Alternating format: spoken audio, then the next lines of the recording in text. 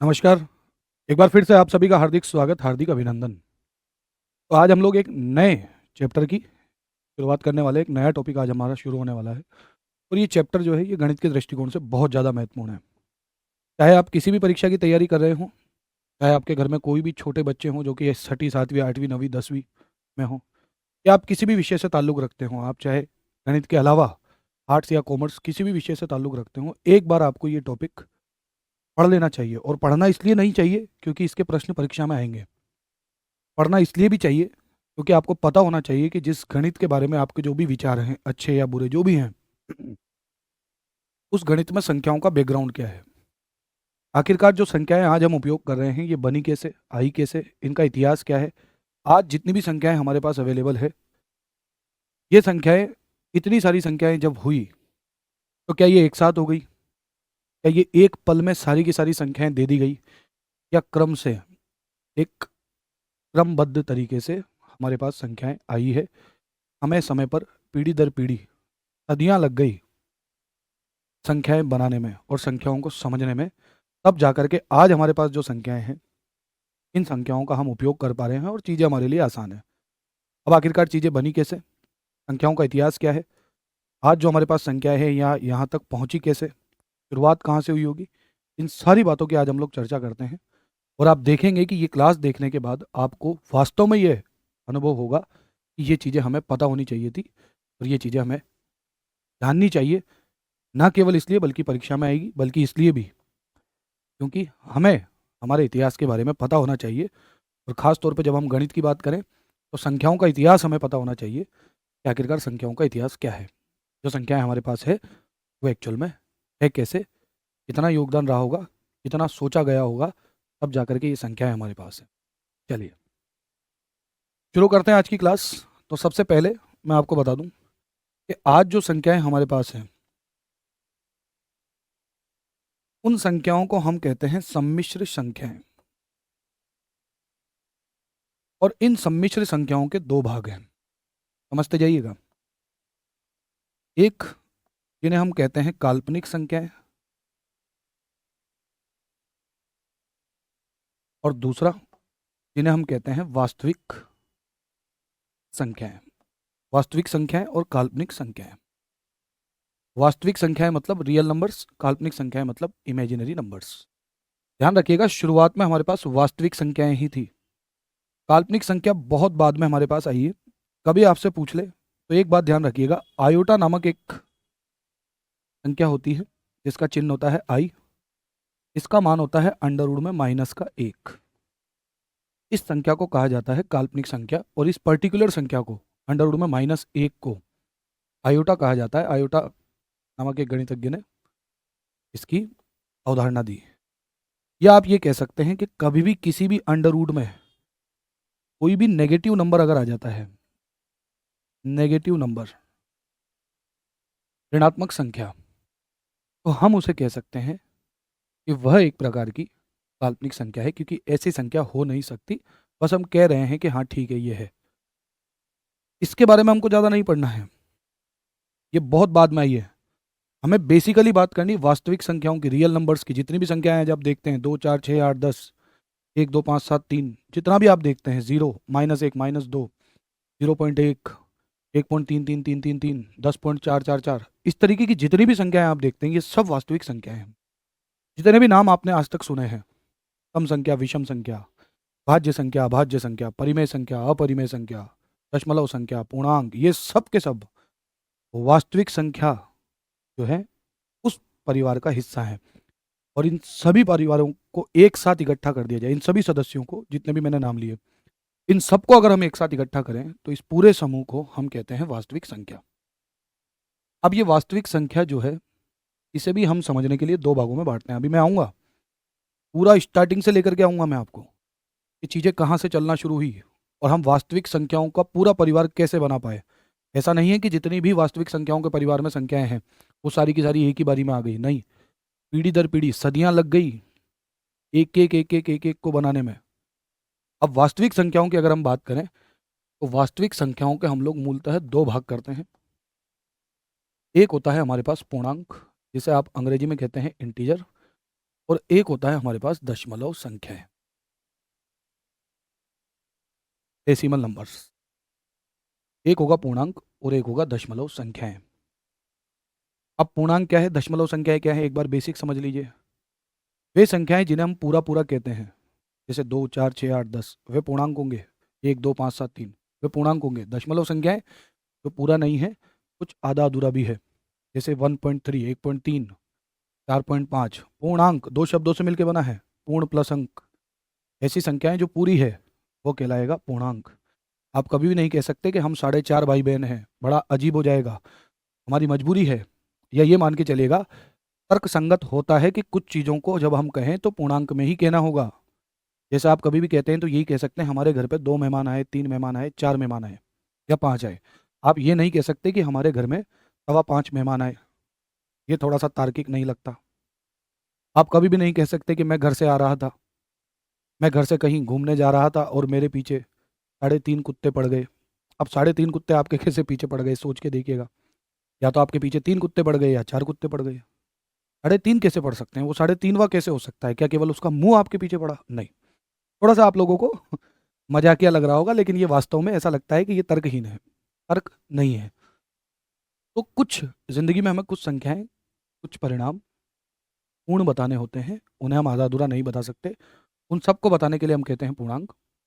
और कुछ परिणामों को आधा अधूरा बताया जा सकता है। जैसे मैं अगर कहूँ कि मेरे घर पर 1 किलो दूध आता है तो कम पड़ जाता है, और 2 किलो आता है तो आवश्यकता से ज़्यादा आ जाता है। तो ऐसा कोई रास्ता है क्या कि मैं ना तो 1 किलो लूँ ना 2 किलो लूँ, बल्कि उसके मध्य का कुछ ले लूँ? तो बिल्कुल है। आप 1.25 किलो ले सकते हैं, आप 1.5 किलो ले सकते हैं, आप 1 किलो और अगले 1 किलो का 3/4 ले सकते हैं, यानी कि 1.75, 1.25 किलो, जिसे हम लोग देसी भाषा में कहते हैं। ये हो सकता है। 4:30 बज सकती है, बिल्कुल बज सकती है, 4 और 5 के बीच का समय। 4:15 भी बज सकती है, बिल्कुल हो सकती है। लेकिन 4:15 दोस्त नहीं हो सकते। आप कभी भी नहीं कह सकते कि मैं पहले से थोड़ा सा मोटा हो गया हूँ, अब मैं एक कुर्सी के बजाय 1.5 कुर्सी पर बैठता हूँ। कैसे हो सकता है? तो ज़िंदगी में कुछ चीज़ों को हमें पूरा पूरा कहना होता है और उसके लिए पूर्णांक है, और कुछ बातों को हम आधा अधूरा भी कह सकते हैं, उसके लिए दशमलव संख्याएं हैं। इनकी उत्पत्ति इसी आधार पे हुई थी, यही सोच के हुई थी। अभी मैं आगे पूरी कहानी आपको बताऊंगा। अभी के लिए एक रेफरेंस मैं आपके सामने बना देता हूँ, रेफरेंस के लिए, ताकि आपका माइंड सेट हो जाए कि चीज़ें क्या चलने वाली है। मैं पहली पीढ़ी से लेकर के आऊँगा चीज़ों को, बिल्कुल बेसिक से, जब हम आदिमानव होते उसके बाद से लेकर के आऊँगा, और आप देखेंगे वास्तव में कि ये है संख्याओं का इतिहास। वहाँ से लेकर के आज 2025 तक आपको लेके आऊँगा मैं, और आप देखेंगे वास्तव में चीज़ें इस क्रम में चली, और इस क्रम को पढ़ना और इस क्रम को जानना जरूरी है। हर इंसान के लिए जानना जरूरी है, क्योंकि हर इंसान के, चाहे वो परीक्षा की तैयारी करता है या नहीं करता है, वो पढ़ा लिखा है, वो स्कूल गया है या नहीं गया है, उसे सरकारी नौकरी चाहिए या नहीं चाहिए, चाहे जो भी हो, हर व्यक्ति गणित का उपयोग अपने दैनिक जीवन में करता है। तो हर व्यक्ति को ये पता होना चाहिए। चलिए, अब बात करें पूर्णांक। तो जितनी भी आपकी संख्याएं बनती हैं, प्राकृत संख्याएं जितनी भी बनती है, पूर्ण संख्याएं, ये सब की सब पूर्णांकों का ही हिस्सा है। सब की सब। पूर्णांक को भी बेसिकली हम 3 हिस्सों में बांट देते हैं। एक है ऋणात्मक, एक है धनात्मक, यानी कि पॉजिटिव, ये होता है माइनस वाले, और ये होते हैं प्लस वाले।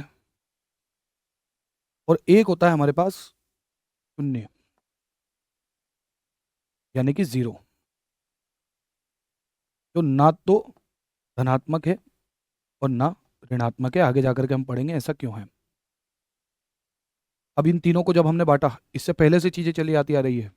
अब इससे पहले से जब चीजें चली आती आ रही थी, तो जो धनात्मक संख्याएं थी, इन्हीं को हमने कहा था शुरुआत में प्राकृतिक संख्याएं, प्राकृत संख्याएं। उसके बाद जीरो आया, तो जीरो भी जब शामिल हुआ तो वो पूर्ण संख्याएं हुई, और इन्हीं को हमने माइनस में लिखना शुरू किया। खैर, ये चीजें थी। अभी मैं इसको पूरा डिटेल में बताता हूँ।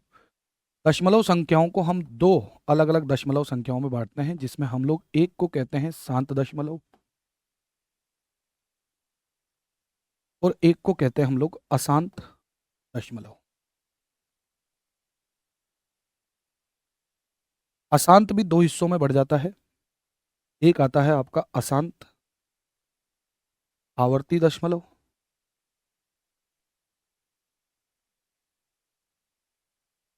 और एक आएगा आपके पास अशांत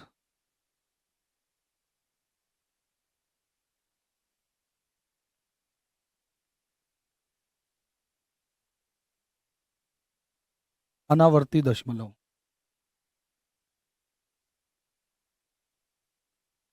और यहीं से फिर हमारे पास दशमलव संख्याओं से ही निकल करके आएगी परिमेय और अपरिमेय संख्याएं। वास्तविक संख्याओं से ही दो अलग अलग प्रकार की संख्याएं हमारी निकलेगी, परिमेय और अपरिमेय। इस सब बातों को जानते हैं। उससे पहले अब हम लोग शुरू करते हैं बिल्कुल शुरुआत से। सबसे पहला सवाल जो होना चाहिए आपका अपने आप से ये होना चाहिए, या फिर मैं आपसे अगर पूछूं तो आप विचार कीजिए कि आखिरकार जब हम लोग कहते हैं संख्या, नंबर्स, तो ये संख्या है क्या? किसे कहना चाहिए संख्या? आप सोच के देखिए कि कल को अगर आप शिक्षक बनते हैं, कल को अगर आप टीचर बनते हैं और आपसे किसी बच्चे ने उठा करके सिर्फ इतना सा पूछ लिया कि ये संख्या क्या होता है, नंबर्स क्या होता है, ये बताइए, तो आप उससे क्या कहेंगे? अब आपके दिमाग में आ रहा होगा 1 2 3 4 5, सर ये संख्याएं हैं। नहीं, ये संख्याओं के उदाहरण मात्र हैं। ये संख्याओं के उदाहरण हैं। संख्या किसे कहेंगे? बेसिकली संख्या के लिए आप क्या परिभाषा देंगे, क्या डेफिनेशन देंगे? या संख्याएं ना हो तो क्या हो जाएगा? या संख्याओं की जरूरत क्यों पड़ी? और जब संख्याएं बनाई गई होगी, देखिए ऐसा नहीं हुआ होगा कि कोई आया धरती पर और उसने सभी इंसानों को इकट्ठा किया और सबको बता के गया कि आज के बाद तुम संख्याएं उपयोग करो, संख्या ये होती है। नहीं, सब कुछ इंसान ने बनाया है धरती पर। ये संख्याएं जिसे हम संख्याएं कह रहे हैं, ये आखिरकार है क्या? क्या इसके पीछे सोच रही होगी? क्यों संख्याओं की जरूरत पड़ी होगी? और कैसे आज जो हम ये देख रहे हैं इतनी सारी संख्याएं बन गई? क्या होता है संख्या? वास्तव में हम संख्या को परिभाषित कैसे करें? अब मैं थोड़ा सा और पीछे आपको लेके चलता हूँ।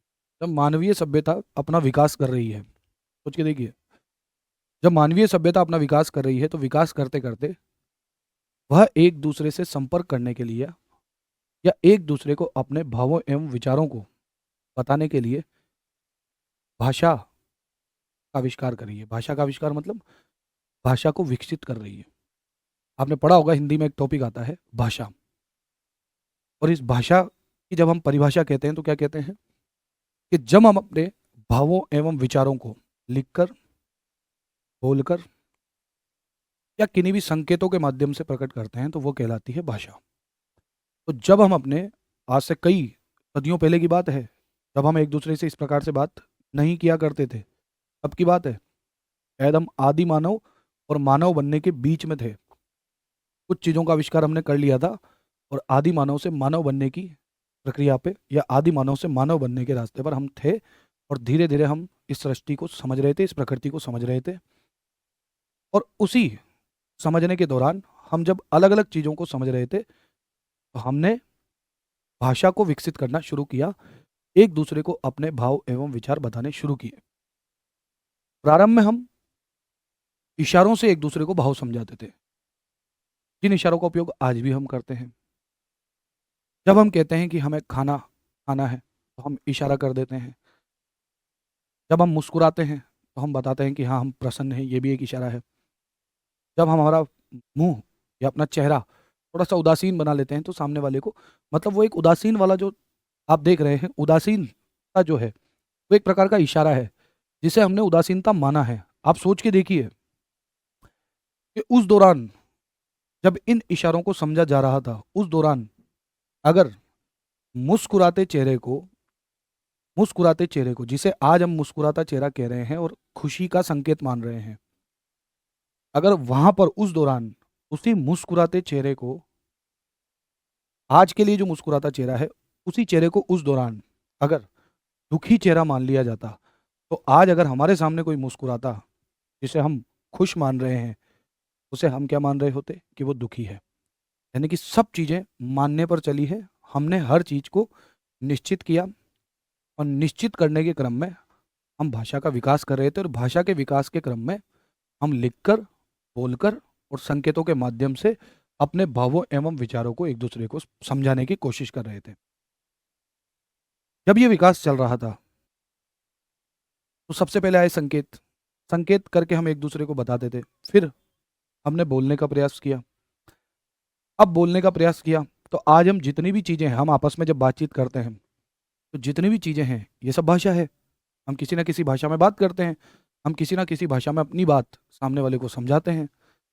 तो जब इस भाषा का आविष्कार हो रहा था, जब इस भाषा को विकसित किया जा रहा था, तब ये महसूस किया गया कि हम इस सृष्टि में हर चीज का कुछ ना कुछ नामकरण कर रहे हैं। यानी कि भाषा के विकास का मतलब था हर चीज का नामकरण कर देना, जो भी हमारे सामने हर चीज का नामकरण। जिसे आप पेड़ कहते हैं, वो पेड़ इसलिए है क्योंकि उसका नाम पेड़ रखा गया है हमारे पूर्वजों द्वारा। इस क्षेत्र में, जिस क्षेत्र में ट्री रखा गया, उस क्षेत्र में आज भी ट्री है। यानी कि चीज वही है, नाम अलग अलग हैं। तो वास्तव में पेड़ क्या है जिसे आप देख रहे हैं, वो पेड़ है नहीं। वो पेड़ नहीं है, वो प्रकृति द्वारा निर्मित एक तत्व है, एक वस्तु है। उसका नाम हमने पेड़ रखा है, इसलिए वो पेड़ है। हम अपने आप को इंसान कहते हैं। क्या हम इंसान हैं? नहीं। हमने अपनी जाति का नाम इंसान रख दिया है। हम एक प्रकार की संरचना है जो कि अंगों से बनी है या अलग अलग प्रकार के तत्वों से बनी है। इस संरचना का नाम हमने इंसान रख दिया। जानवरों को हमने जानवर कह दिया। तो जानवर जानवर नहीं है, उसका नाम जानवर है। उस जाति का, उस विशेष वर्ग का नाम जानवर है। सोच के देखिए, उस दौरान जब नामकरण किया जा रहा था, अभी सुनते जाइएगा, समझते जाइएगा चीजों को, और फिर आप देखिएगा संख्याएं कितनी आसान हो जाएगी आपके लिए। उस दौरान जब नामकरण किया जा रहा था, तो उस दौरान जब नामकरण किया जा रहा था, उस दौरान अगर हमारी जाति वालों को जानवर नाम दे दिया जाता और जिन्हें हम जानवर कहते हैं उनको इंसान नाम दे दिया जाता, तो आज हम लोग एक दूसरे को क्या कह रहे होते? हम एक दूसरे को कह रहे होते जानवर। यानी कि हम कहीं भी जाते, तो हम कहते कि देखो वहां पर कितनी भीड़ थी, कितने जानवर एक साथ इकट्ठे हो गए थे, और हमें बुरा भी नहीं लगता। पर आज हमें बुरा लगता है।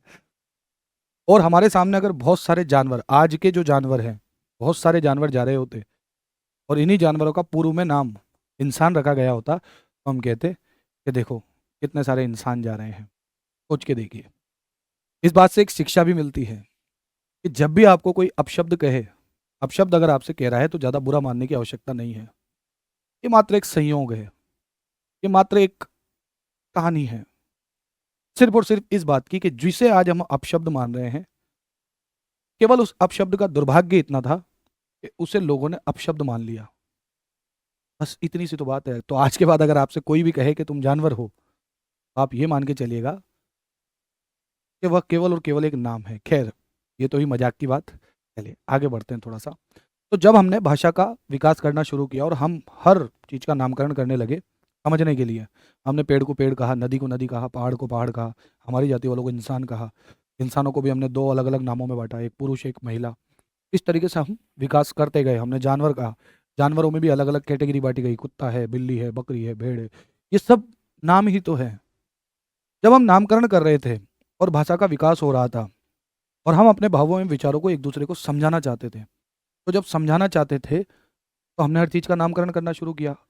आगे जाकर के मानव को आवश्यकता पड़ी कि वो किसी भी परिणाम को अगर किसी को बताना चाहे, परिणाम, क्वांटिटी, मात्रा, रिजल्ट, जब किसी को बताना चाहे तो वो कैसे बताएगा? आप मान के चलिए, आप घर से निकले और आपको तीन अलग अलग जानवर दिखाई पड़ते हैं। अब है तो जानवर तीन, कहाँ हैं? तीन तो है ही नहीं। आप तीन को वास्तव में देख सकते हैं क्या? नहीं। आपको जो दिखाई दे रहे हैं वो जानवर है, जानवर भी उनका नामकरण किया गया है। वास्तव में वो जीव है, एक संरचना है, लेकिन हमने उनका जानवर नाम कर दिया। ठीक है, उन्हें हम जानवर कह देते हैं, लेकिन तीन कहाँ हैं? विचार कीजिए आप। मैं अगर आपसे कहूँ मेरे हाथों में 5 उंगलियां हैं, तो यहाँ तो उंगलियां हैं, पांच कहाँ हैं? पांच की कोई संरचना है क्या? नहीं। क्या पांच आपको दिखाई पड़ता है क्या? नहीं। हमने इस परिणाम को नाम दिया कितना? 5। और जब इस परिणाम को, इन उंगलियों की क्वांटिटी को जब हमने 5 नाम दिया, तो इस 5 को मैंने भी 5 समझा, आपने भी 5 समझा, सबने 5 कहा, और इससे एक समझ विकसित हुई कि सबके लिए जो ये वाला परिणाम है वो 5 है, ये वाला परिणाम है 2 है, ये वाला परिणाम है 3 है, ये वाला परिणाम है 4, ये 5 है। मतलब हमने मात्राओं को, क्वांटिटीज को, रिजल्ट को, परिणामों को नाम देना शुरू किया। और जब हमने नाम देना शुरू किया, तो नाम देते देते हम लोगों ने अलग अलग परिणामों को अलग अलग नाम दिए। अब हम नाम देते किसको? जो परिणाम हमारे सामने है उसी को हम नाम देते, क्योंकि उस दौरान हमारा मस्तिष्क उतना नहीं सोच पाता था। हम केवल उसी को सच मानते थे जो हमारे सामने है। तो इसीलिए क्या हुआ कि जिस चीज का अस्तित्व है उसी को हमने नाम दिया। तो हमारे सामने कौन कौन सी मात्राएं अस्तित्व में थी? हमारे सामने एक अस्तित्व में थी, बिल्कुल थी। कोई भी चीज एक हो सकती थी, उस दौरान भी हो सकती थी। कोई भी चीज दो हो सकती थी, हो सकती थी, तीन हो सकती थी, हो सकती थी, चार हो सकती थी, हो सकती थी। हमने हर परिणाम को नाम देना शुरू किया और एक से लेकर के हम नाम देते चले गए, देते चले गए, देते चले गए, देते चले गए। हम अलग अलग परिणामों को, जैसे जैसे परिणाम बढ़ते गए हम नाम देते गए। क्षेत्रों के अनुसार ये नाम अलग अलग दिए गए। इस क्षेत्र में नाम एक दिया गया, कई क्षेत्रों में वन दिया गया, और कई अलग अलग क्षेत्रों में अलग अलग भाषा में उसी परिणाम को अलग अलग नाम दिए गए, परंतु परिणाम वही है। उस दौरान अलग अलग नाम देने की स्थिति ये थी कि वो मजबूरी थी, क्योंकि हम ये नहीं जानते थे, या माफ कीजिए, हमें ये नहीं पता था कि वास्तव में जिसे हम एक कह रहे हैं, यहाँ से कई हजार किलोमीटर दूर तक लोग उसे क्या कह रहे होंगे। क्योंकि उस दौरान हमें लगता था कि जहाँ हम रह रहे हैं बस यही दुनिया है, और दुनिया बड़ी छोटी है। इसलिए आपने सुना होगा पुरानी जो बातें हैं उनमें कई प्रकार की अवधारणाएं मिलती है। कई लोग कहते हैं धरती चपटी है, पुरानी बातें हैं कि उस दौरान लोगों को यही लगता था। कई लोग कहते थे कि जो धरती है वो सूर्य के चक्कर नहीं लगा रही है, सूर्य धरती के चक्कर लगा रहा है, सूर्य धरती से बहुत छोटा है, चांद धरती से बहुत बड़ा है, ऐसा माना जाता था। क्योंकि उस दौरान लोगों को इतना ही पता था।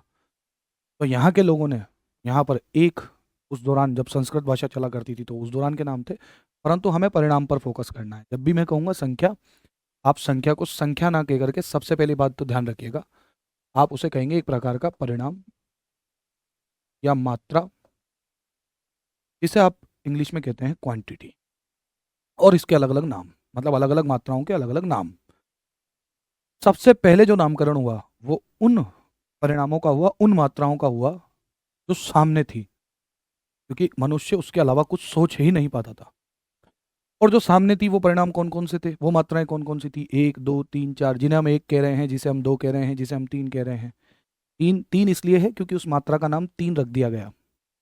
अगर तीन नहीं रखा जाता, उसी मात्रा का नाम एक रखा जाता, तो आज जो तीन है वो एक होता। तो वास्तव में एक, दो, तीन, चार संख्याएं नहीं है, ये अलग अलग रिजल्ट की अलग अलग मात्राओं के अलग अलग परिणामों के नाम हैं। एक, दो, तीन, चार, पाँच।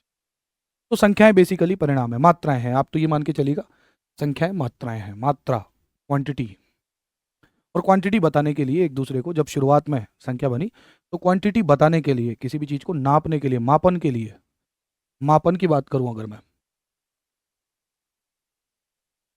उसके लिए जो है अलग अलग, मापने के लिए अलग अलग मात्राओं को नाम दिए गए, और अलग अलग मात्राओं को जब नाम दिए गए तो उन्हीं नामों को आज हम संख्या कहते हैं। और शुरुआत में जब मानव ने नामकरण किया तो उन्हीं परिणामों का किया जो कि सामने थे। और जो सामने थे, सामने जो थे वो थे एक, दो, तीन, चार, पाँच, ऐसे ऐसे जब संख्याएं, मतलब परिणाम बढ़ते गए, मात्राएं बढ़ती गई, तो बढ़ती मात्राओं का नाम भी रखा गया।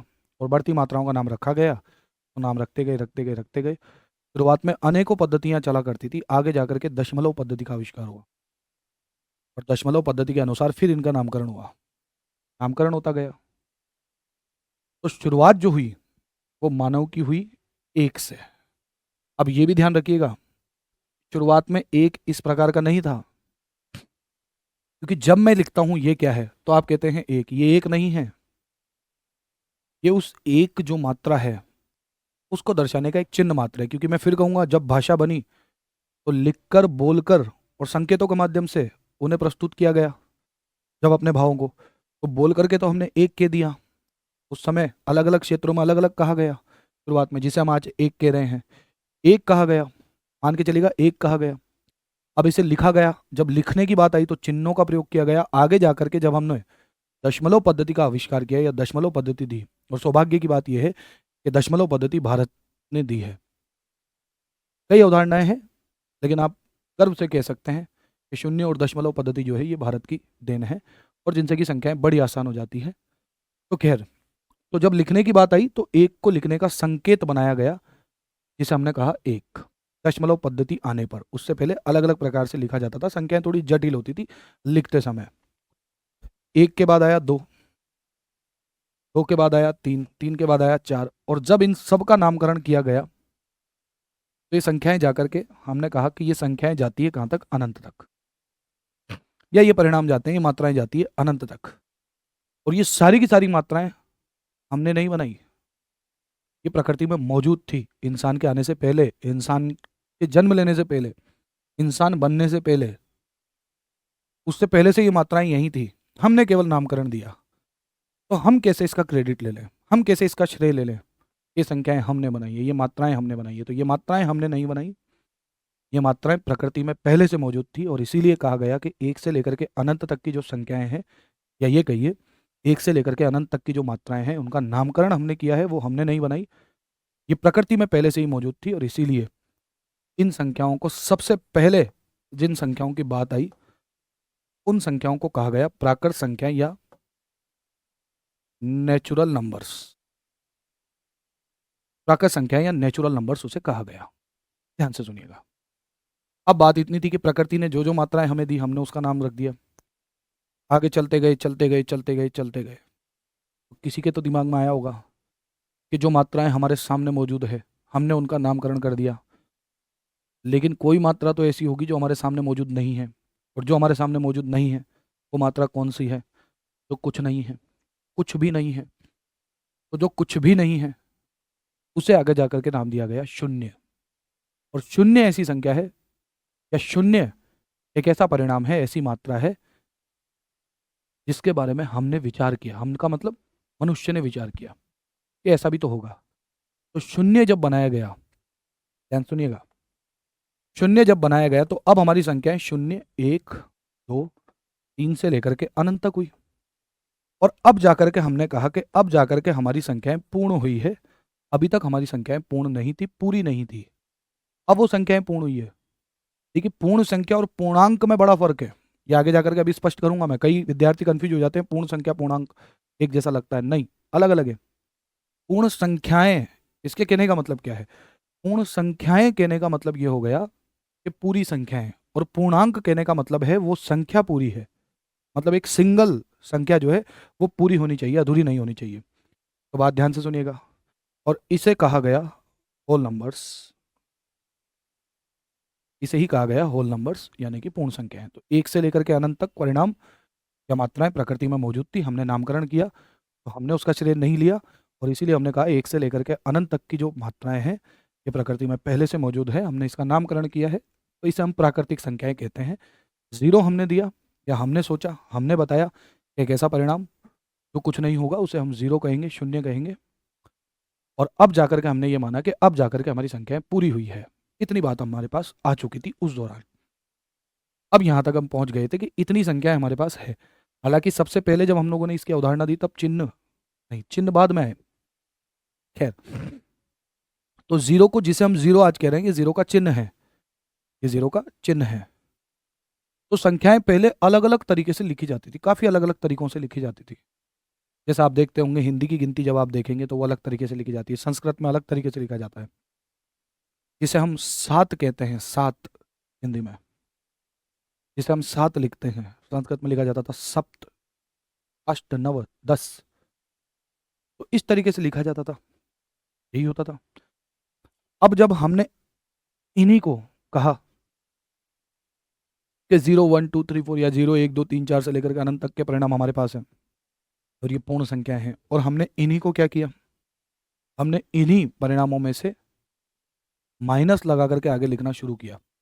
आगे जाकर के ये विचार किया गया 1, 2, 3, 4, 5 ये मात्राएं हैं, परंतु मात्राओं के पीछे भी कई बार भाव निकल के आते हैं। भाव कैसे निकल करके आते हैं समझिएगा। जैसे मान के चलिएगा, मैंने कहा मैंने 5 रुपये कमाए, तो मेरे पास 5 रुपये बढ़े या घटे, बढ़े, वो हो गया प्लस का 5। लेकिन अगर मैं कह दूं कि मेरे 5 रुपये खो गए, तो अब उसे लिखने का क्या तरीका है? इस पूरी लाइन को, मेरे 5 रुपये खो गए, खो गए तो मैं सीधा लिख दूं माइनस का 5। तो माइनस और प्लस दो अवधारणाएं निकल के आई, ऋणात्मक और धनात्मक। ऋणात्मक पीछे होने को दर्शाता है, कमी होने को दर्शाता है, धनात्मक वृद्धि होने को दर्शाता है। तो हमने सीधे सीधे कहा यहाँ पर कि जो संख्याएं हैं, या जो संख्याएं हमारे पास बन चुकी थी, सबसे पहले हम लोगों ने इससे कहा कि अब इन्हें हम पूर्णांक कहते हैं, क्योंकि ये पूरे पूरे हैं। और इन्हें हमने दो वर्गों में बांटा, एक था धनात्मक, एक था ऋणात्मक। ऋणात्मक क्या थे? तो ध्यान से सुनिएगा।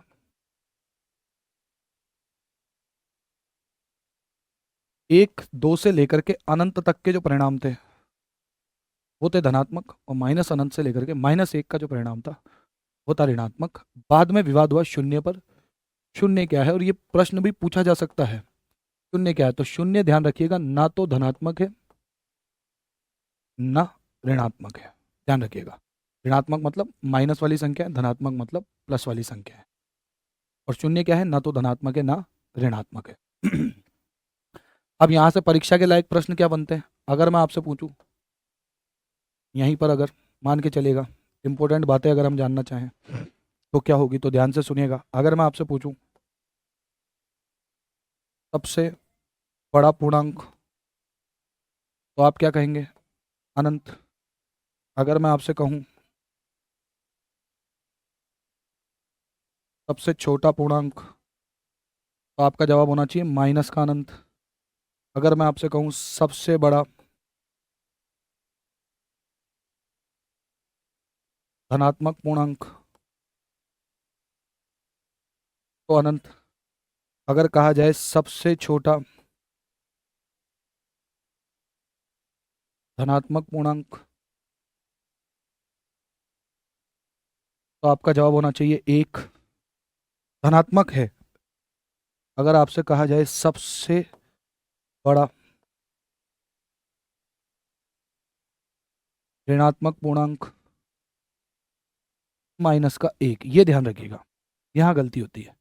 सबसे बड़ा ऋणात्मक पूर्णांक की जब बात आती है तो आप ये सोचते हैं कि माइनस का अनंत। नहीं, ऋणात्मक में जो सबसे बड़ा दिख रहा है वो सबसे छोटा है। ऋणात्मक की अवधारणा ही क्या है? कमी होने को। आप सोच के देखिए, मेरे 5 रुपए खो गए, आपके 10 रुपए खो गए, तो मैं -5 हूँ, आप -10 हैं। अब आपको कौन बड़ा दिख रहा है? आप बताइए,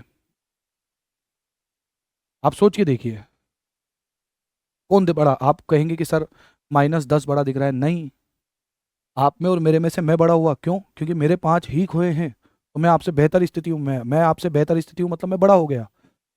मेरा घाटा बड़ा है, ये मत देखिए।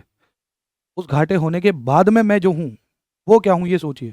तो -10 होने का मतलब क्या, और -5 होने का मतलब क्या? -5 होकर के जो परिणाम होगा, -10 होने के बाद में जो परिणाम होगा उससे बड़ा होगा। तो कहने का मतलब जो -5 है वो -10 से बड़ा माना जाएगा।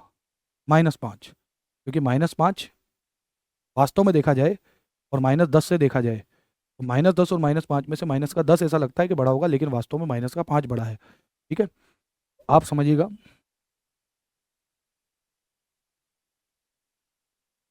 सबसे छोटा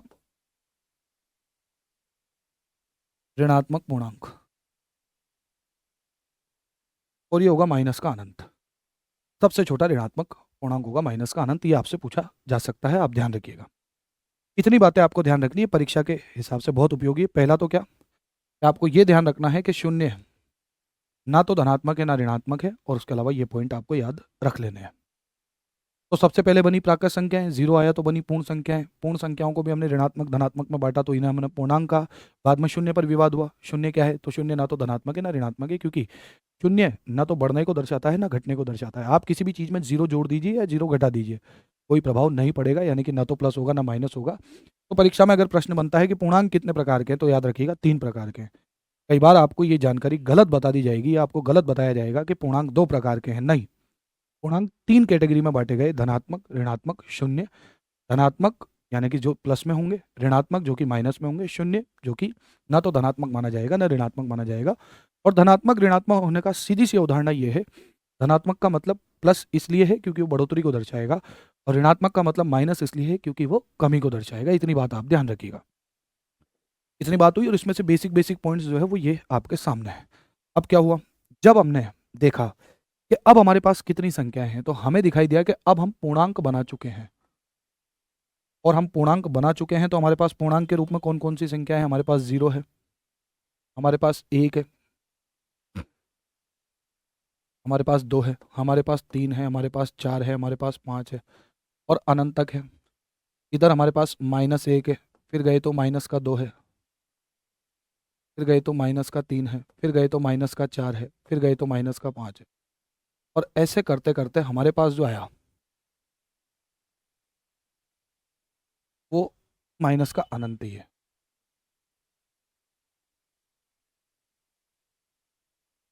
और ये पूर्णांक हमारे पास थे। अब जब पूर्णांक हमारे पास थे तो इन पूर्णांकों को जब हम एक साथ रखे तो यहीं से दो अलग अलग अवधारणाएं निकली इन्हीं पूर्णांकों को देखते हुए। एक निकला सम और विषम, एक निकला भाज्य और अभाज्य।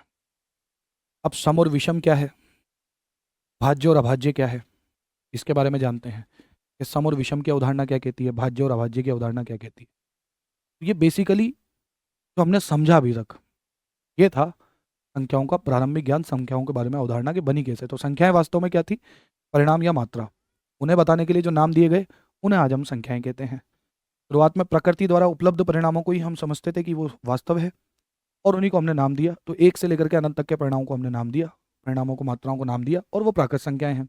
जब शून्य की अवधारणा आई तब जाके हमने माना कि अब जाकर के हमारी संख्याएं पूर्ण हुई है। तो शून्य से लेकर के अनंत तक की संख्याएं जो है वो पूर्ण संख्याएं हैं। उन्हीं को हमने माइनस में लिखना शुरू किया या माइनस में दर्शाना, कमी को दर्शाना शुरू किया। तो हमने कहा कि अब धनात्मक और ऋणात्मक दो अलग अलग प्रकार की संख्याएं हैं, इनको हमने कहा पूर्णांक। लेकिन शून्य इसमें से निकाल करके हमने कहा कि वो ना तो धनात्मक है ना ऋणात्मक है। तो पूर्णांक इस प्रकार से पूरे हुए। सबसे पहले एक से लेकर के अनंत तक की संख्याएं बनी, फिर जीरो आया तो जीरो से लेकर के अनंत तक की संख्याएं बनी और इन्हीं प्लस वालों को हमने माइनस में लिखना शुरू किया। तो पूर्णांक बनाने के लिए तीन चरण चले। तीन चरण कौन कौन से, सबसे पहले एक से अनंत प्राकृत संख्याएं, फिर जीरो आया तो जीरो से अनंत पूर्ण संख्याएं। ये दो चरण हो गए, एक से अनंत वाला पहला चरण, फिर जीरो से अनंत वाला दूसरा चरण, और फिर इन प्लस वालों को माइनस में लिखना किया। तो ये तीसरा चरण था। तब जाकर के हमने कहा कि ये पूर्णांक है। पूर्णांक जब बन गए तब इसी में से मानव ने कई अलग अलग प्रकार से दिमाग लगाया और दिमाग लगा करके बनाए सम और विषम। वो किस प्रकार से बनते हैं उन्हें हम समझते हैं।